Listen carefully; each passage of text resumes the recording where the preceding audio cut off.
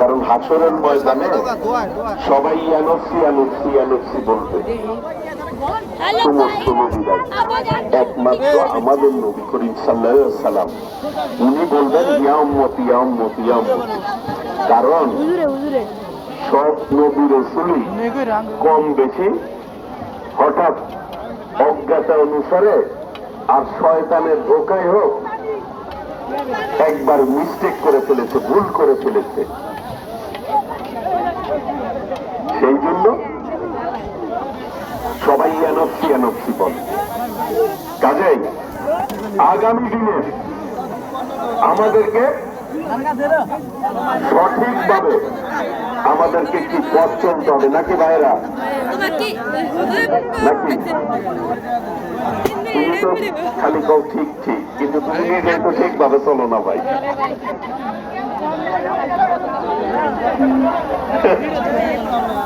আচ্ছা তুমি তো অন্যকে যখনই আমার দেখা হয় ও কিন্তু এমনি একরকম দেখা চিনে খুব বেশি আছে। আর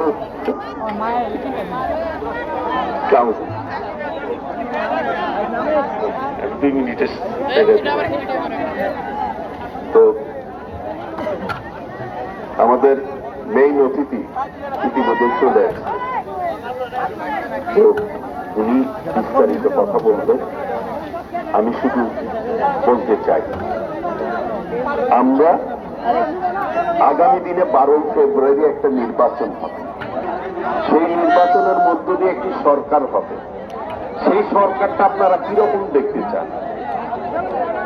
যাতে জনগণের উপকার আসে, নাকি জনবান্ধব সরকার হয়, জনগণের স্বার্থ রক্ষা করে পথ চলে, নাকি যারা তারা দিকে চলবো ভাই চলবো? আমাদের নেতা বিএনপির ভারপ্রাপ্ত চেয়ারম্যান দেশনায়ক তারেক রহমান যখন বাংলাদেশে দীর্ঘদিন পরে উনি কিন্তু 300 ফিটের লক্ষ লক্ষ মানুষের সামনে উনি বলেছেন আমি সকলকে নিয়ে এই বাংলাদেশে শান্তি প্রতিষ্ঠা করতে চাই।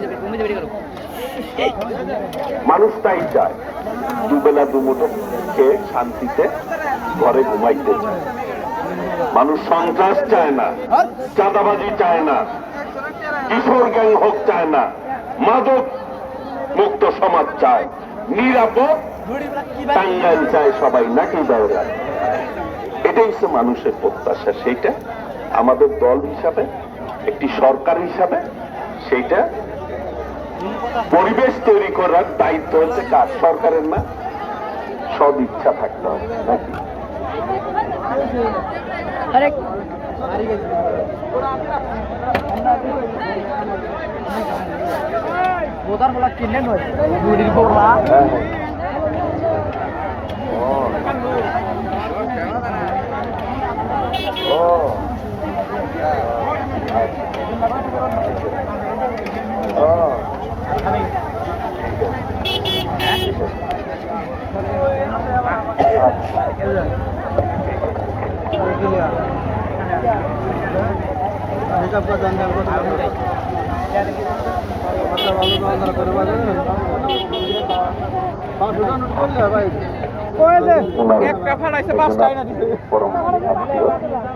সেও আবার আমার খুব পরম কাছের লোক। সেই হিসেবে আমি এইখানে কথা বলতেছি, সেই জন্য ফোন দিয়ে আমার সাথে কথা বলতে। তো রাষ্ট্র যারা পরিচালনা করবে তারা যাতে সঠিক লোক হয় সেটা বেছে নিতে হবে না আমাদের। সংসারের দায়িত্ব কাকে দেয়? যে ভালো করে সংসার চালাবে তাকেই দায়িত্ব দেয় বাবা। আমার সংসার যদি 10 জন ভাই থাকে, 10 জন তো একরকম থাকে না, এক একজন এক এক রকম। আবার এর মধ্যে একজন থাকে যে সুন্দর করে গোছায় সংসারের স্বার্থ রাইখা চলে, এরকম বাবা তখন তার হাতে দায়িত্ব দেয়। এরকম দেশটা একটা বড় সংসার, যে সবাইকে দেখভাল করবে, সবারটা বুঝবে, তাকেই তো দিতে হবে, নাকি? কাজেই আমাদের যে নেতা শহীদ রাষ্ট্রপতি জিয়াউর রহমান আমাদের আদর্শের জন্য আমরা বুক ফুলে বলতে পারি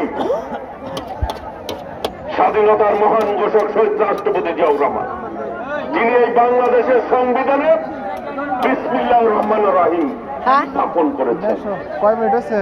যিনি বাংলাদেশের সংবিধান